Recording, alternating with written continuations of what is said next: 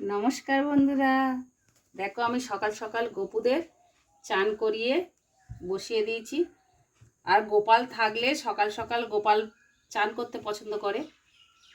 আর গোপাল যদি কারোর সেবা করার থাকে না, গোপাল নিজের থেকেই তোমার বাড়িতে চলে আসবে, তুমি যদি ভালোবেসে থাকো। আমার প্রথমে দেখো এই কড়ির গোপালটাই ছিল, এই কড়ির ছোট্ট গোপালটাই আমি সেবা করতাম। এটা একজনের থ্রু থেকেই এসছে, কিন্তু নিজের থেকেই চলে আসবে। আর আমি যদি কোনো কিছু কিনতে যাই না বন্ধুরা, কি বলবো, আগে আমার গপুর কথাই মনে পড়ে।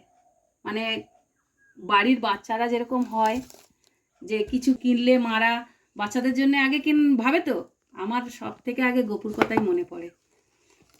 তাই আমি যে কোনো জিনিস কিনি আগে গপুর জন্যই কিনি। আর মনে হয় যেন বলছে মা ওই খাবারটা আমি খাবো।